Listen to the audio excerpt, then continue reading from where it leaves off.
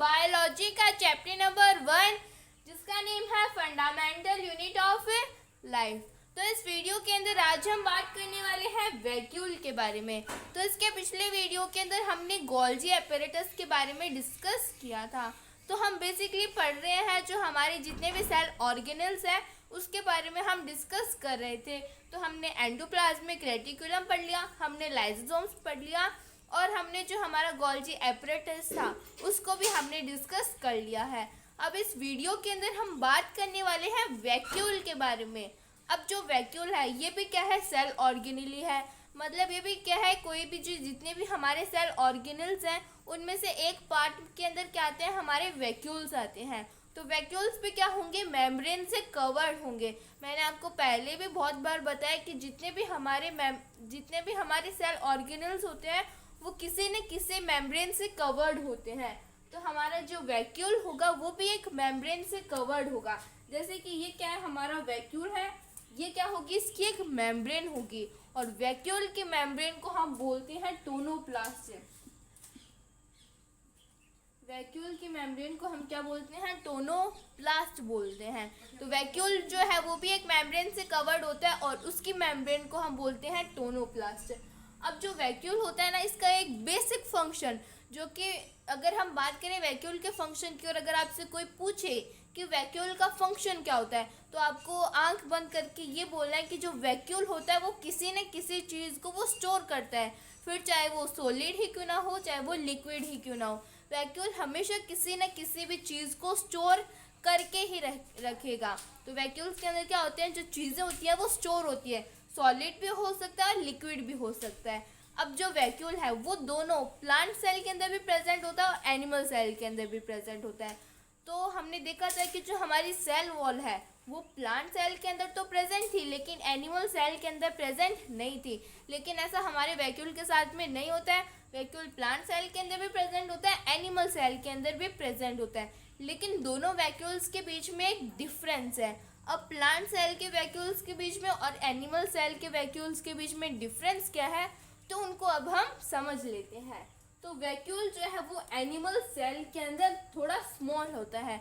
अगर हम बात करें हमारी, तो हमारी बॉडी के अंदर जो हमारा सेल है उसके अंदर जो वैक्यूल है वो छोटा होगा, मतलब ज़्यादा बड़ा नहीं होगा, एकदम छोटा सा वैक्यूल होगा। लेकिन अगर हम बात करें प्लांट्स की, तो प्लांट्स के अंदर जो वैक्यूल है वो बड़ा होता है, लार्ज होता है और डिस्टिंक्ट होता है। एनिमल्स के अंदर तो क्या होता है, वैक्यूल एकदम छोटा सा होता है, लेकिन प्लांट्स के अंदर बहुत बड़ा वैक्यूल होता है। अगर हम बात करें प्लांट सेल की, जो मैच्योर प्लांट सेल होते हैं, जो बड़े प्लांट्स होते हैं, तो बड़े प्लांट्स के अंदर क्या होता है, जो वैक्यूल होता है वो 50 से 90% तक का जो एरिया है वो कवर कर लेता है। अब आप बोलोगे कि जब वैक्यूल ने इतना सारा एरिया 90% तक का एरिया कवर करके रख रखा है तो हमारा न्यूक्लियस कहाँ पे जाएगा। हमने तो ये पढ़ा था कि जो न्यूक्लियस है वो सेंटर के अंदर लोकेट होता है, लेकिन हमारा वैक्यूल ही हमारे सेल का जो भी हमारा वैक्यूल है उसने 90% तक का एरिया कवर करके रख रखा है, तो फिर न्यूक्लियस कहाँ जाएगा। तो जो न्यूक्लियस है वो साइड में शिफ्ट हो जाता है, वो कॉर्नर के अंदर चला जाता है, क्योंकि वैक्यूल प्लांट सेल के अंदर इतना बड़ा होता है कि जो न्यूक्लियस होता है उसको वो धक्का दे देता है और जो न्यूक्लियस है वो कॉर्नर के अंदर चला जाता है। तो प्लांट सेल के अंदर जो उनका वैक्यूल होगा वो बहुत बड़ा होगा, 50 से 90% तक का एरिया जो है वो कवर करेगा और इससे क्या होगा, जो न्यूक्लियस होगा उसको वैक्यूल जो है वो धक्का दे देगा और न्यूक्लियस कॉर्नर के अंदर चला जाएगा। फिर ये टेम्परेरी होता है। एनिमल सेल के अंदर जो हमारा वैक्यूल है ये टेम्परेरी होगा, मतलब जब एनिमल्स को वैक्यूल की ज़रूरत होगी, एनिमल सेल को अगर वैक्यूल की ज़रूरत होगी तब वैक्यूल आ जाएगा, अदरवाइज जो वैक्यूल है वो नहीं होता एनिमल सेल के अंदर। अगर ज़रूरत होगी तो तभी वैक्यूल आएगा। लेकिन अगर हम बात करें प्लांट सेल की, तो प्लांट सेल के अंदर जो वैक्यूल होता है वो परमानेंट होता है, वो एकदम फिक्स होता है, वैक्यूल हमेशा रहेगा प्लांट्स के अंदर। लेकिन एनिमल सेल के अंदर टेम्परेरी होगा, अगर हमें वैक्यूल की ज़रूरत होगी तो वैक्यूल हमारी बॉडी के अंदर आ जाएगा और ऐसा नहीं है कि बहुत बड़ा होगा, एकदम छोटा सा वैक्यूल होगा, अगर ज़रूरत होगी तो आ जाएगा। और प्लांट सेल के अंदर वैक्यूल हमेशा रहेगा और बड़े जो मैच्योर प्लांट्स होते हैं उनके अंदर वैक्यूल 50 से 90% तक का जो एरिया है उसको कवर कर लेता है। फिर क्या है, अब मैंने आपको बताया कि जो वैक्यूल है वो हमेशा किसी न किसी चीज़ को स्टोर करता है। तो प्लांट्स के अंदर वो क्या, एनिमल्स के अंदर वो क्या स्टोर करता है, वो स्टोर करता है ग्लूकोज को। एनिमल्स को क्या होता है, जो प्लांट्स है वो तो अपना फूड जो है वो किससे बना लेते हैं, फोटोसिंथेसिस से बना लेते हैं। लेकिन एनिमल्स जो है वो अपना फूड जो है खुद नहीं बना पाते, तो वो दूसरी चीज़ों के ऊपर डिपेंडेंट रहते हैं। तो जो वैक्यूल होता है वो क्या स्टोर करता है एनिमल्स के अंदर, ग्लूकोज को स्टोर करता है, वो ग्लाइकोजन को स्टोर करता है और वो प्रोटीन्स को स्टोर करता है। इन सारी चीज़ों को एनिमल्स के अंदर जो वैक्यूल है वो स्टोर करता है। वैक्यूल हमेशा किसी न किसी चीज़ को स्टोर करेगा, और अगर प्लांट्स के एनिमल्स के अंदर अगर वैक्यूल की ज़रूरत होगी तो वैक्यूल आ जाएगा, और एनिमल्स के अंदर अगर आएगा भी तो भी क्या होगा, एकदम छोटा सा होगा। तो स्टोर क्या करता है, ग्लूकोज स्टोर कर लेता है, ग्लाइकोजन को स्टोर कर लेता है और वो प्रोटीन्स को स्टोर कर लेता है। और प्लांट्स के अंदर क्या स्टोर करता है, वो प्लांट्स के अंदर स्टोर करता है सेल सैप को। अब ये सेल सैप क्या होता है, तो बहुत सारे एसिड्स होते हैं, जैसे जो हमारे अमीनो एसिड्स होते हैं, जो शुगर्स होते हैं, जो ऑर्गेनिक एसिड्स होते हैं, इन सारी चीज़ों को वैक्यूल प्लांट सेल के अंदर स्टोर करता है। मैं बार बार आपको बता रही हूँ कि एनिमल सेल के अंदर जो वैक्यूल होता है और जो प्लांट सेल के अंदर वैक्यूल होता है, इन दोनों के बीच में डिफरेंस होता क्या है।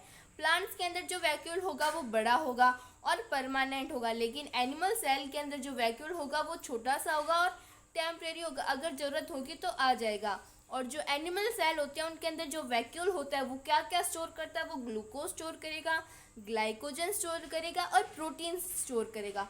जबकि प्लांट सेल के अंदर जो वैक्यूल है वो क्या स्टोर करेगा, एमिनो एसिड। मतलब प्लांट्स के अंदर जो वैक्यूल है वो सेल के सैप को स्टोर करता है। अब सेल सैप के अंदर क्या होते हैं, अमीनो एसिड्स होते हैं, बहुत सारे हमारे जो शुगर्स होते हैं वो स्टोर करते हैं, और जो भी हमारा ऑर्गेनिक मैटर होता है वो स्टोर करता है वैक्यूल्स प्लांट सेल के अंदर। फिर प्रोवाइड टर्जिडिटी एंड रिजिडिटी। अब प्लांट्स के अंदर जो वैक्यूल है वो प्रोवाइड क्या करता है, वो टर्जिडिटी प्रोवाइड करता है और रिजिडिटी प्रोवाइड करता है। तो ये हमारे वैक्यूल का फंक्शन होता है। एक जो बात है वो हमेशा ध्यान में रखना, वैक्यूल किसी न किसी चीज़ को स्टोर करेगा। ये मैं बार बार बता रही हूँ क्योंकि ये आपको ध्यान रखनी है। वैक्यूल की जो मेम्ब्रेन होती है उसको हम बोलते हैं टोनोप्लास्ट। प्लांट्स के अंदर वैक्यूल 50 से 90% तक का एरिया जो है वो कवर करता है, और जो न्यूक्लियस है हमारा वो साइड में कॉर्नर के अंदर शिफ्ट हो जाता है। प्लांट सेल के अंदर जो वैक्यूल है उसका एक फंक्शन और होता है, वो टर्जिडिटी और रिजिडिटी प्रोवाइड करता है। तो हमारा जो वैक्यूल वाला टॉपिक है ये कंप्लीट होता है। तो हमने एंडोप्लाज्मिक रेटिकुलम पढ़ लिया, हमने लाइसोसोम्स पढ़ लिया, गोल्जी एपरेटस पढ़ लिया, और इस वीडियो के अंदर हमने वैक्यूल्स के बारे में भी डिस्कस कर लिया है। इसके नेक्स्ट वीडियो के अंदर हम बात करने वाले हैं माइटोकॉन्ड्रिया के बारे में। If anybody have any type of doubt, any type of query, then please ask me in the comments. Thank you so much.